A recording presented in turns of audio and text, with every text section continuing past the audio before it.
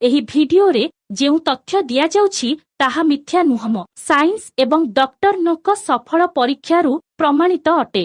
ଆପଣ ଦିଆଯାଇଥିବା ତଥ୍ୟକୁ ପରୀକ୍ଷା କଲେ ନିଜେ ଜାଣିପାରିବେ। ଯେଉଁ ମହିଳାଙ୍କ ପିଲା ହେବା ପରେ ବା ଅଧିକ ସେକ୍ସ କରିବା ଯୋଗୁଁ ସ୍ତନ ଏବଂ ଯୋନି ଢିଲା ହୋଇଯାଇଛି, ସେହି ମହିଳାମାନଙ୍କ ସ୍ତନ ଏବଂ ଯୋନି ପୁଣି 18 ବର୍ଷର ଝିଅ ଭଳି ଟାଇଟ୍ ଏବଂ ସୁନ୍ଦର କେମିତି କରାଇବେ?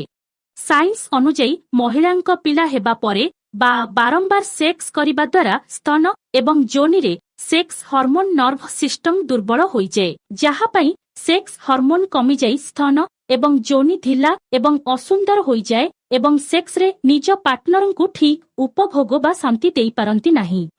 ଆଫ୍ରିକାର ଡାକ୍ତର ଅଥିଓ ମରସିକ୍ ପରୀକ୍ଷା କରି ସଫଳ ଉପାୟ ଦେଇଛନ୍ତି, ଯାହା ହେଉଛି ଜଣେ ବିବାହିତା ମହିଳାର ସେକ୍ସ 60 ଭାଗ, ଜଣେ ବିବାହିତ ପୁରୁଷର ସେକ୍ସ 35 ଭାଗ ଥାଏ। ଜଣେ ଅବିବାହିତ ପୁରୁଷର 80ରୁ 95 ଭାଗ ସେକ୍ସ ହର୍ମୋନ ଥାଏ। ମଣିଷର ସେକ୍ସ ହର୍ମୋନ ତାର ଉଠ, ଛେପ ଏବଂ ବୀର୍ଯ୍ୟ ମାଧ୍ୟମରେ ବାହାରକୁ ଆସିଥାଏ। ଡାକ୍ତରଙ୍କ ମତରେ ଜଣେ ବିବାହିତା ମହିଳା ଜଣେ ଅବିବାହିତ ପୁରୁଷଙ୍କ ସେକ୍ସ କରିବାର କିଛି ପ୍ରକ୍ରିୟା ଦ୍ୱାରା ହିଁ ଢିଲା ସ୍ତନ ବା ଦୁଧ ଏବଂ ଢିଲା ଯୋନିକୁ ସମ୍ପୂର୍ଣ୍ଣ ଟାଇଟ୍ କରାଯାଇପାରିବ।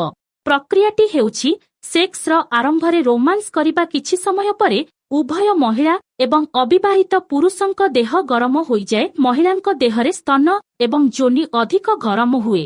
ଗରମ ପାଇଁ ସେହି ସ୍ଥାନରେ ହର୍ମୋନ ଚଳପ୍ରଚଳ ହୁଏ।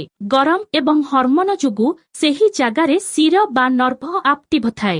ସେକ୍ସ ସମୟରେ ଅବିବାହିତ ପୁରୁଷର 3ଟି ଜିନିଷରେ ହର୍ମୋନ ଥାଏ, ଯାହା ହେଉଛି ଉଠ, ଛେପ ଏବଂ ବୀର୍ଯ୍ୟ। ତେଣୁ ଏହି 3ଟି ଜିନିଷକୁ ଠିକ ପ୍ରକ୍ରିୟାରେ ବ୍ୟବହାର କରିଲେ ମହିଳାର ଢିଲା ଯୋନି ଏବଂ ଢିଲା ସ୍ତନ ଝିଅ ଭଳି ଟାଇଟ୍, ସୁନ୍ଦର ଏବଂ ସେକ୍ସି ହୋଇଯିବ।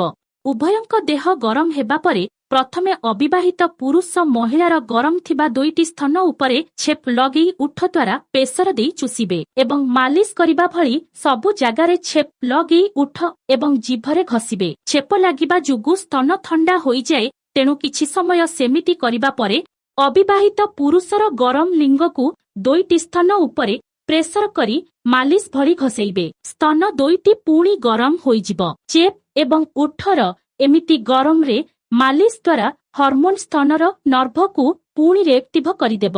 ଧୀରେ ଧୀରେ କିଛି ଦିନ ପରେ ଢିଲା ସ୍ତନ ଟାଇଟ୍ ହୋଇଯିବ। ସେମିତି ଚାହିଁଲେ ବୀର୍ଯ୍ୟକୁ ମଧ୍ୟ ମାଲିସ ଭଳି ବ୍ୟବହାର କରିପାରିବେ। ଏହାପରେ ଢିଲା ଯୋନିକୁ ଟାଇଟ୍ କରିବାର ପ୍ରକ୍ରିୟା।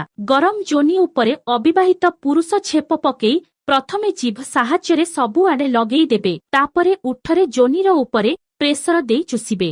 କିସ୍ ଦେବା ଭଳି ଯୋନିର ସବୁ ଆଡେ ଚୁଷିବେ। ପୁଣି ଛେପ ଦେଇ ହାତରେ ଯୋନିକୁ ମାଲିସ ଭଳି ଘଷେଇବେ। ଥଣ୍ଡା ହେଲେ ଗରମ ଲିଙ୍ଗକୁ ଛେପ ଦେଇ ଘଷିବେ। ଡାକ୍ତରଙ୍କ ମତରେ ଅବିବାହିତ ପୁରୁଷଙ୍କ 90 ଭାଗ ସେକ୍ସ ହର୍ମୋନ ଛେପ, ଉଠ ଏବଂ ବୀର୍ଯ୍ୟରେ ଥାଏ।